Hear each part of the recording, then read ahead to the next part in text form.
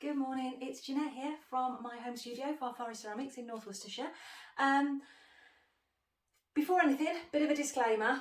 I do tend to get a little bit excited, emotional when things go well. I'm anticipating this might have, hopefully, some happy moments, but I'm also anticipating there could be some disasters.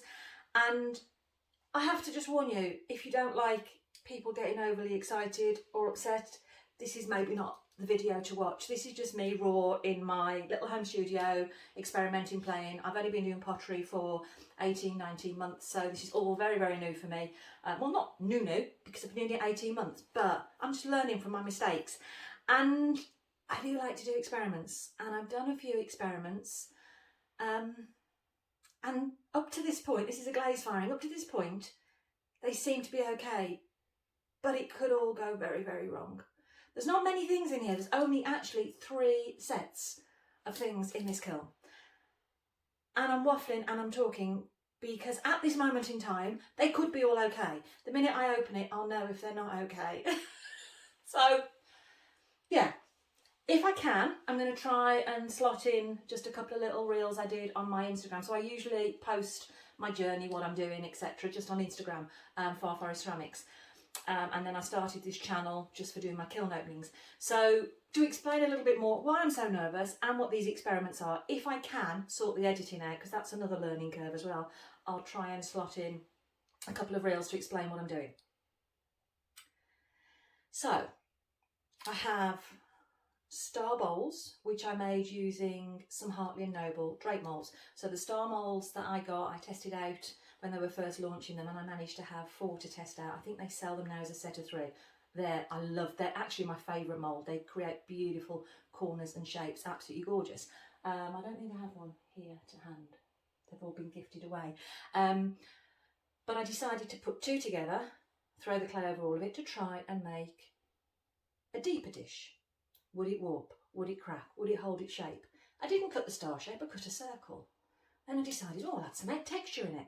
Would it all flop? Would the tops flop? I dried it so slowly. Then I bisqued it. It survived. Great. And I've now tried a peacock effect on it. And I don't know, because I'm using a glaze I don't normally use, and I don't know if that's going to work. So, well, I'm waffling. Let's just go and see, because on the top is one of my stars. Come on, Jeanette. Come on.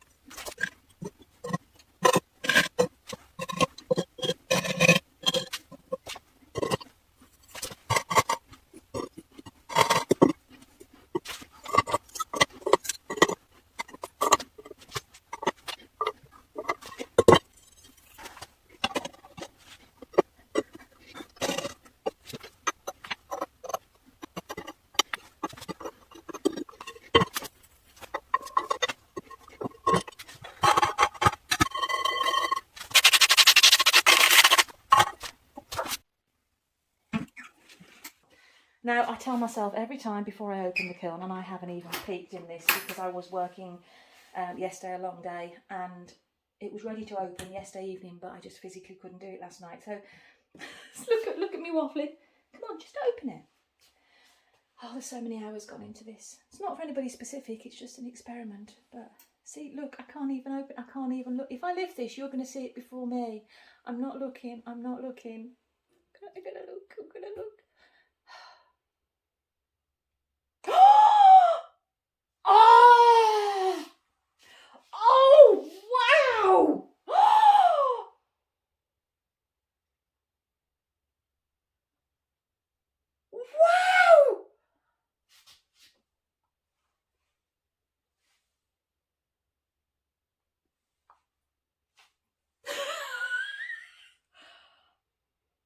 I'm speechless. Wow. Oh my good. Ay, ay, ay, ay, ay. I'm not usually lost for words, but oh, so many things could have gone wrong. Now the question is, can I lift this? Is it stuck? Oh no. So it was on silica sand. Oh, look, look, look, look, look, look. I'm hoping you can see that touch of silica on the top. Oh, so my texture here has come through. Lovely. I used copper jade here.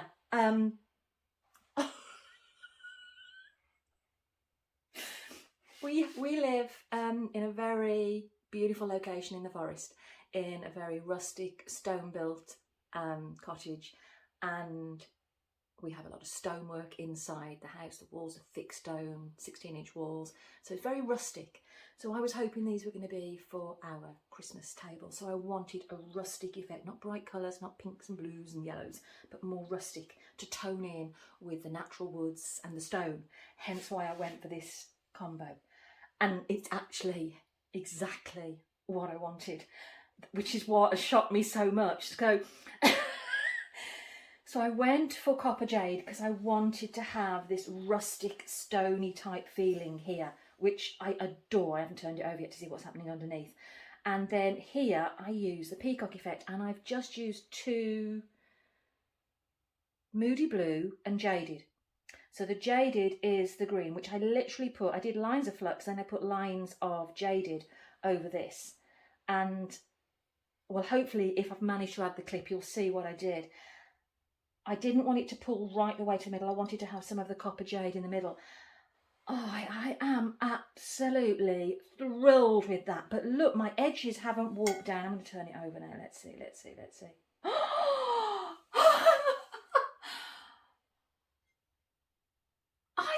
I genuinely can't believe I've made that, and it's turned out so well.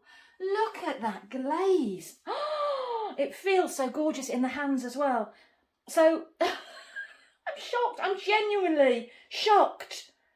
I added texture on this part, so look at, I don't know if you can see, but oh, I am so thrilled with that. That's got to be one of my favourite pieces today because it suits where I'm planning for it to go. And does it actually sit? I mean, I've still got silica sand. I put it on silica sand. I don't know why, because this was so close to the bottom, but it wasn't a large surface. I should have just put it on a cookie. But no, there's no warp. There's no warpage. Yay. So that was made with, let me see, these drape moulds from Hartley and Noble. So the set I had that when they were first just playing around with shape to see if they could work, and they asked me, oh, so lovely of them to ask me to test them out, especially when I'm still a beginner. They had a set of 4, and I believe now they've finalised it and it's a set of 3. But the shapes that these angles give, and it's so easy to use for a beginner, that's what I love. But what I did, because they don't sit on each other perfectly, I actually alternated them. So I've got the biggest and the second size down, and then place them on each other like that. Then I drape the clay on that. Not having any clue. I was going to cut it, then I decided to leave the circle on. So is that the biggest one? That's the biggest one. So there is a smaller one in here. Wow! I've also done one that size as well. So, oh God. You know me, I'm not normally speechless. I'm normally the opposite. Oh. If everything else fails, I've got one piece I love. Oh, love it. Right, I don't want to put it down. There's no pinholes, nothing. Not that I can see at this point. Oh, crikey. Whew. So I was aiming for a cone 6.5. So these cones are, which way round? 5, 6, 7. So I think that could potentially even be a cone 7, because the cone 7 didn't have a chance to drop down, but they are flat to the bottom. I'm still trying to work out how to read these properly, but I'm going to write now with a Sharpie before I get them all mixed up, so I can compare later. Where's my Sharpie gone? I don't have a Sharpie, but I have a surgical marker. Why do I have a purple surgical marker? Because when I went for surgery, the surgeon knew I loved purple, so he gave me a surgical pen. I was so years old. So this is, I can't remember, this is program 24, I think. So this is, I'm just going to write on here, top, and what the date is. I fired this. I'm going to put the date on, so I know that's my top with my purple surgical marker.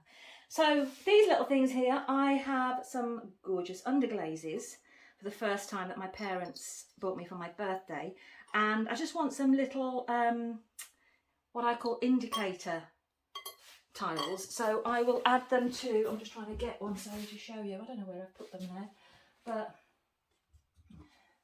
where are they? I can't see where I've put them. I've put them away. I've hidden them away somewhere, but what have I done with them? Oh, here they are. So at the moment, on all sorts of things, I tend to put indicators, just literally a piece of clay with the glaze, and so it helps me find the pots easily. They're all on shelves. So I've got my little tiny indicator fundamentals just to try out. There's 16 of them, and so I made these and I literally set them on the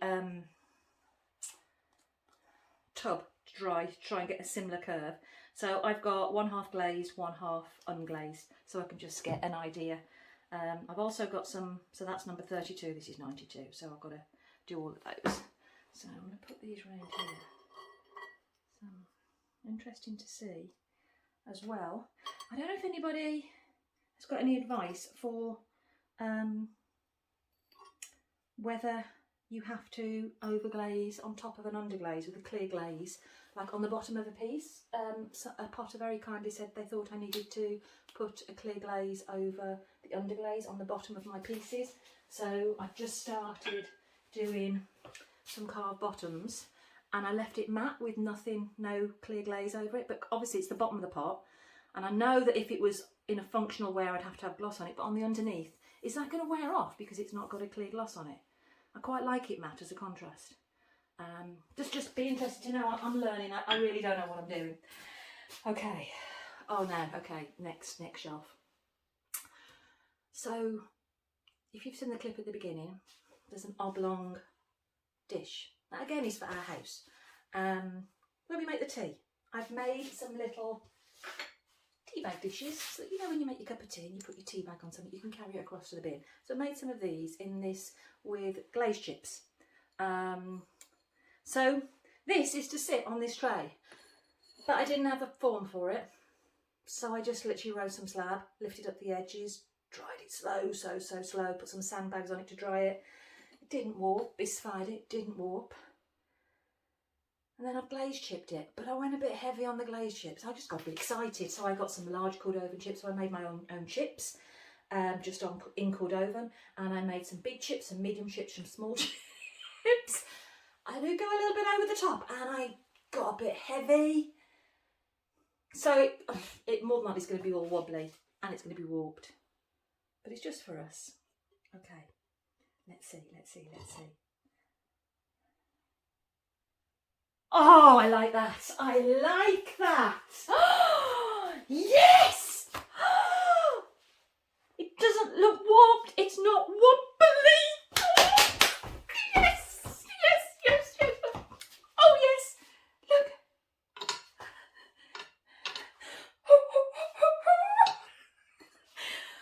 Oh, look at it.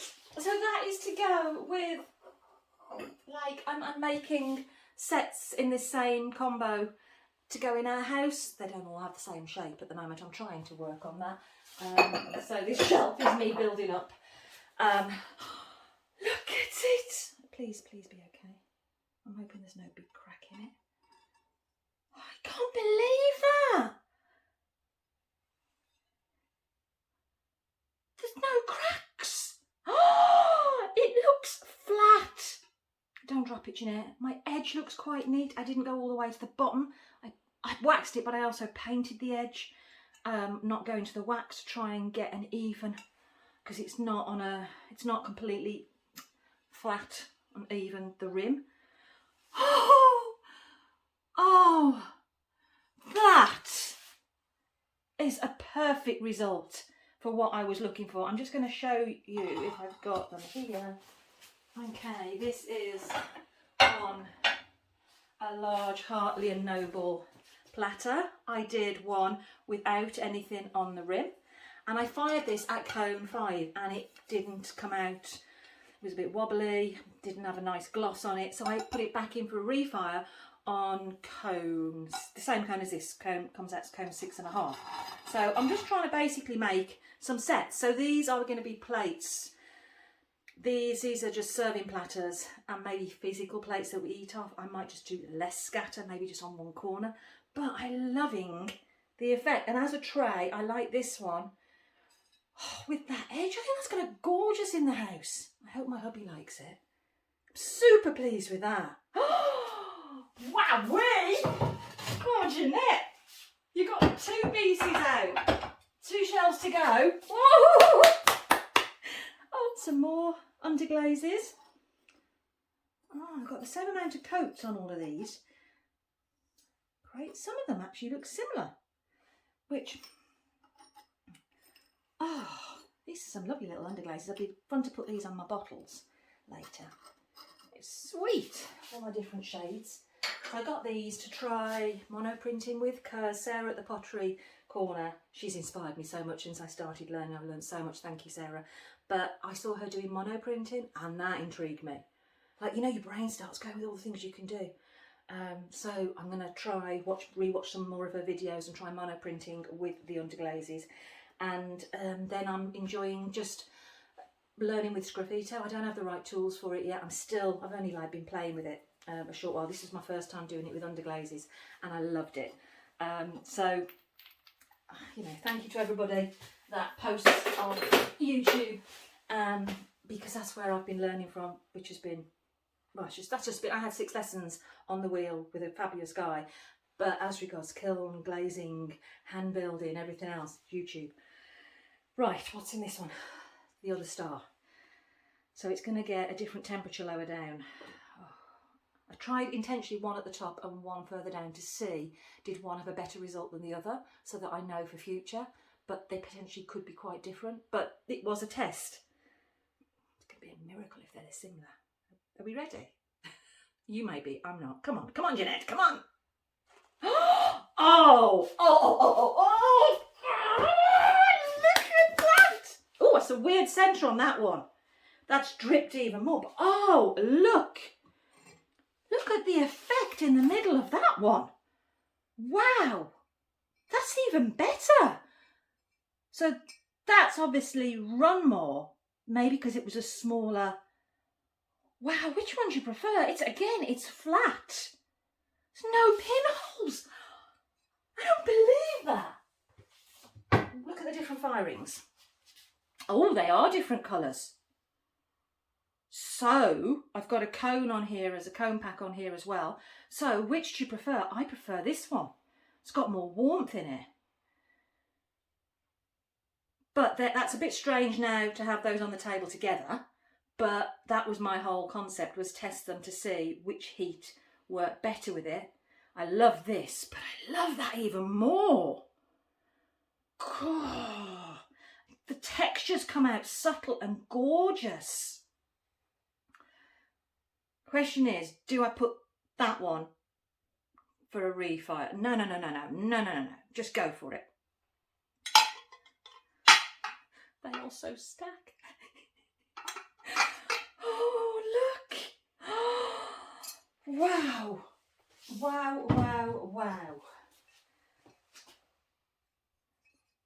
Now this one does feel not as level. Have I got something I can just put this on to see? Like so. That's not a level on the top, but the bottom is level. But that's warped slightly in, so I don't know whether that was in bisque or not. With my other one, this one feels more level. Very slightly, but I don't think that one's had noticeable. It's a little bit more noticeable on the smaller one, but it's hand built at the end of the day. I love that. I really, really love that. Wow.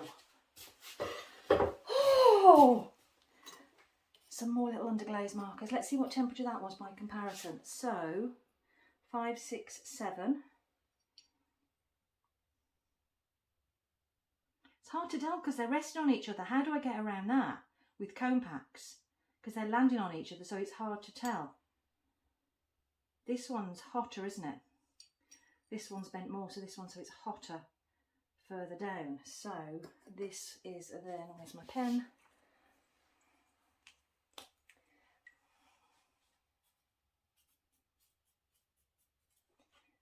This is hotter. Oh, I've got to my hands as well now. Surgical marker, that's not going to come off easy, is it? Yeah. Wow. Now these, do you know what I'm not overly keen on? Is the clear over the stroke and coat. It's like speckly and mottled. Quite disappointed with that. So, how do you get that to be more glossy? Do you need an extra coat on it? So these are the colours I did. So these two sets, these are just from scraps of clay that I used. So this one is 2 coats, this one's 3 coats. So it is definitely more solid there. But what I'm not liking is the clear over it. I need to check how many coats of clear I did. I think I maybe only did 1 coat of clear. And again, 2 coats versus 3 coats. Those are all 3 coats. I've got 1 set of tiles that are 2 coats. There's my 2 coats, there's the 3 coats. Not much difference. So it's worth it on some to save glaze, only needing 2 coats. 3 is not essential. So there's a set that covers all the colours in 2 coats and in 3 coats. I might try another test with 3 coats of glaze on, because some of these, I don't know, the surface is textured.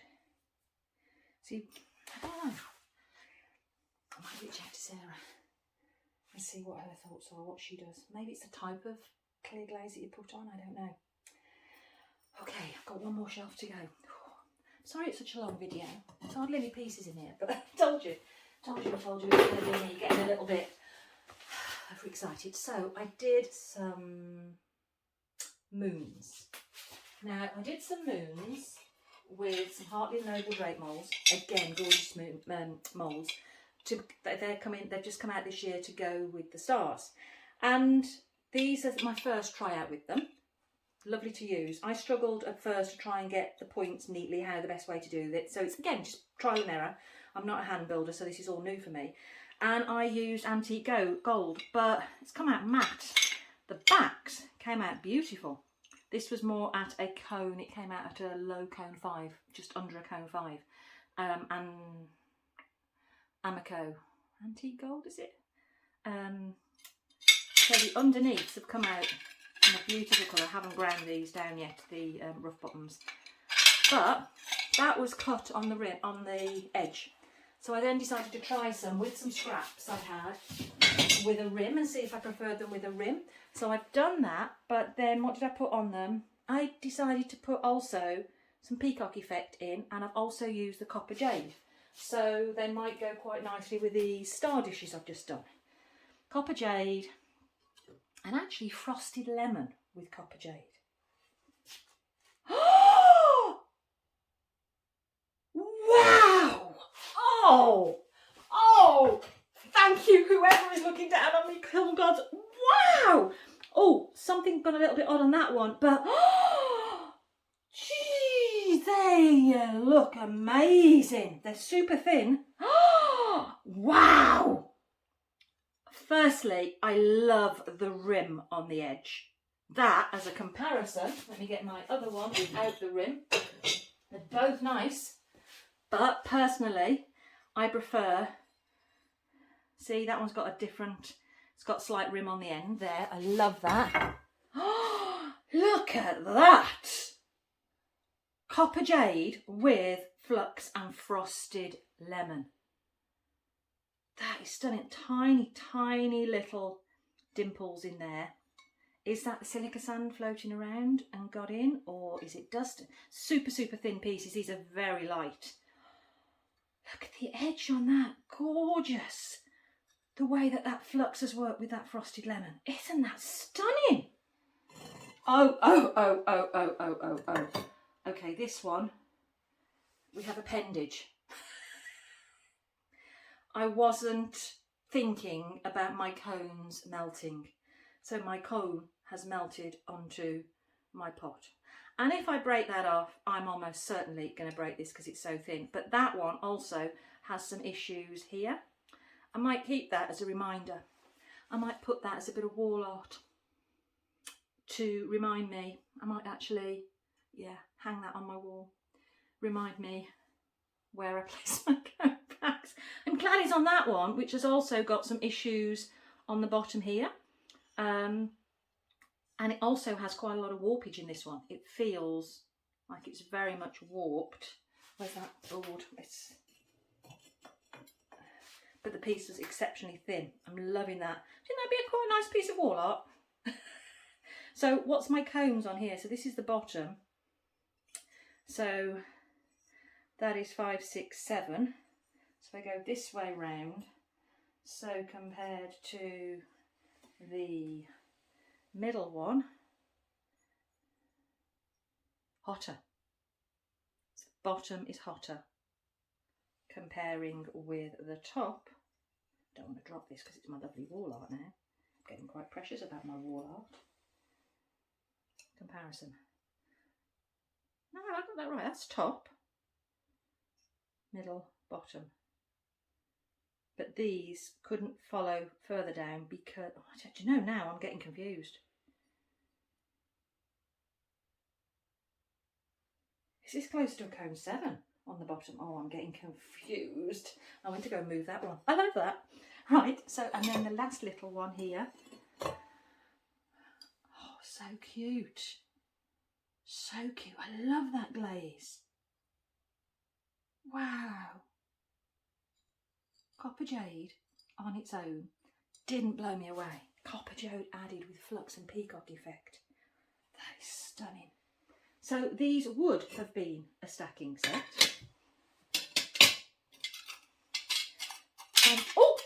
Oh, I've lost my wall art. But it hasn't cracked. Do you reckon I can sand that? I don't know. But as a stacking set, beautiful. Absolutely gorgeous. As a set of 2, they would still work as my little test pieces. But would they look nice with my stars on the table? What do you reckon? Moon and stars on the table. Oh, I love those. Oh, I'm a happy girl. Let me put this down. Oh, I'm a very, very happy girl.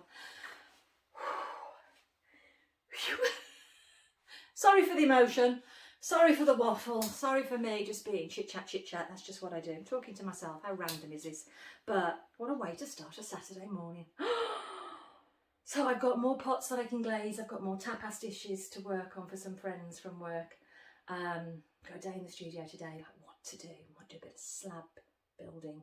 I've also got the new handle from Hartley and Noble with the extra depth on it. I'll show you.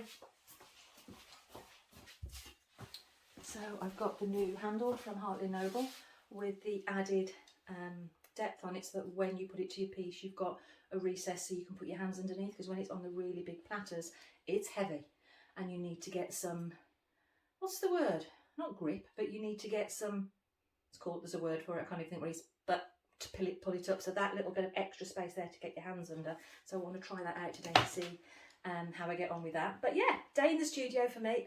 Thanks ever so much for joining me and for your support and following me and commenting and giving me feedback. Sarah, I'd really appreciate if there's any advice you can give me with regards to putting clear glaze over underglaze to get a gloss. how many coats you need. Is it normal that it's a bit speckly and rough? What sort do you get? And also, if you put it underneath a pot, would I need to put a clear glaze on that? Is it going to cause it a problem? I'd really appreciate that. But thanks ever so much for following me, and hopefully see you again soon. Take care. Bye bye.